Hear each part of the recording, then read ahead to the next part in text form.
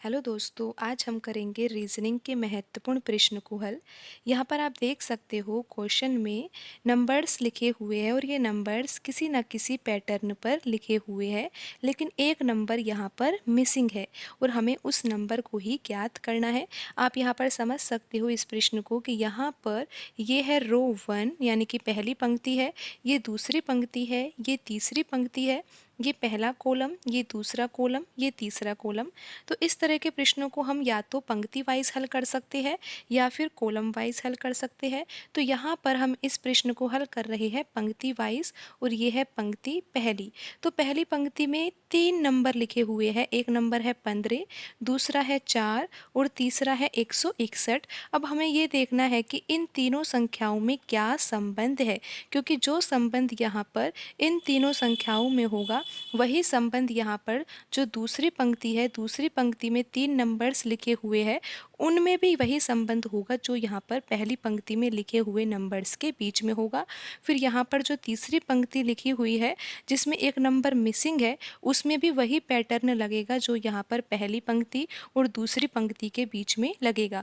तो अगर हमें यहाँ पर पैटर्न पता लग जाता है कि जो पहली पंक्ति में लग रहा है दूसरी पंक्ति में भी लग रहा है, तो फिर हम वही पैटर्न तीसरी पंक्ति में भी लगा देंगे और हमें पता लग जाएगा कि मिसिंग नंबर यहाँ पर क्या है। तो आइए अब ये समझने का प्रयास करते हैं कि पहली पंक्ति में जो ये 3 नंबर लिखे हुए हैं इनमें क्या संबंध है। बिल्कुल आसान प्रश्न है। इसके लिए करना क्या होगा, यहाँ पर लिखा हुआ है 15 तो हमें करना होगा 15 का वर्ग, और ये लिखा हुआ है 4, हमें करना होगा 4 का घन। 15 के वर्ग में से 4 का घन हम घटाते हैं तो देखते हैं क्या आता है। 15 का वर्ग होता है 225 और 4 का घन होता है 64। अगर आप 225 में से 64 घटाते हो तो आप देखते हो कि यहाँ पर क्या आता है। 5 में से 4 गए तो 1 और 22 में से 6 गए तो यहाँ पर आएगा 16। तो यहाँ पर कितना आएगा, 161 आएगा। आप एक बार फिर से इस पैटर्न को समझिए कि यहाँ पर किस तरह से 161 आएगा। 15 और 4 के द्वारा हमें करना क्या है, 15 का वर्ग करना है, 4 का घन करना है और बीच में लगाना है हमें माइनस। 15 का वर्ग क्या होता है, 225 होता है, 4 का घन क्या होता है, 64 होता है और 225 में से जब 64 घटाया जाता है तो 161 आता है।